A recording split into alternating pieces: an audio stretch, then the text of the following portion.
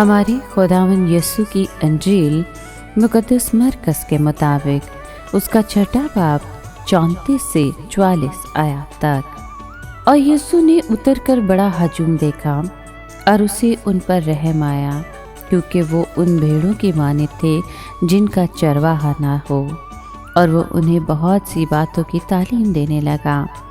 जब काफ़ी देर हुई तो उसके शागिर्दों ने उसके पास आकर कहा कि ये जगह वीरान है और बहुत देर हो चुकी, उन्हें रुखसत कर ताकि आसपास के गांव और बस्तियों में जाकर अपने वास्ते कुछ खाने को मोल लें।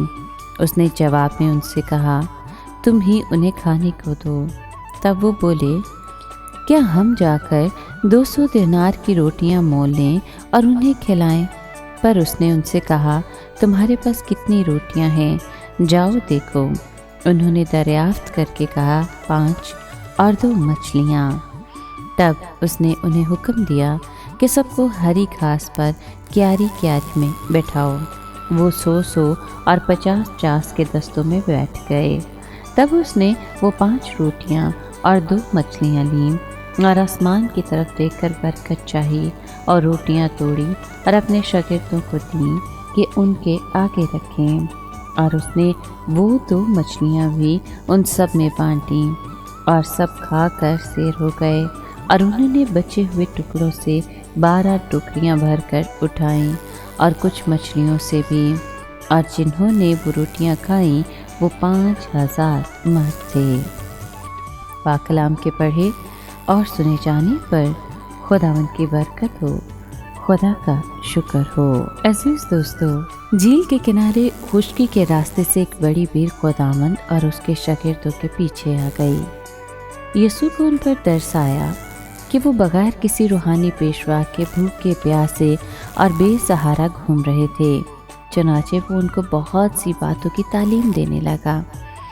जब दिन ढल गया तो शागिर्द भीड़ के बारे में परेशान होने लगे कि लोग इतने ज़्यादा हैं और खाने को कुछ नहीं।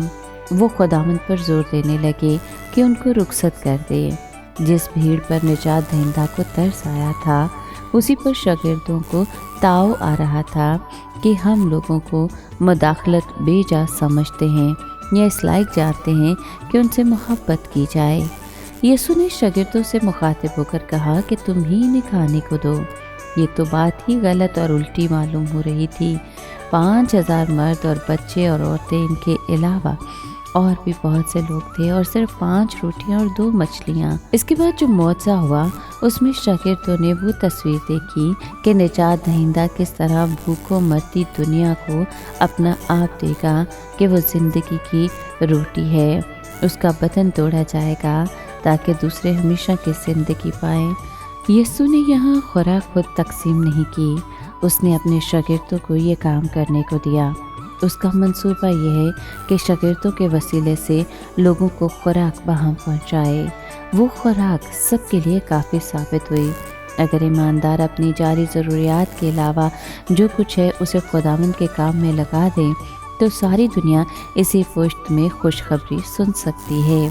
बचे हुए टुकड़े और भरी हुई 12 टोकरियाँ उस मिकदार से ज़्यादा थे जितनी से उसने शुरू किया था। खुदा कसरत से देने वाला खुदा है, मगर गौर करें कि कुछ भी ज़ाया नहीं किया गया। बचे हुए टुकड़े जमा कर लिए गए। ज़ाया करना गुनाह है।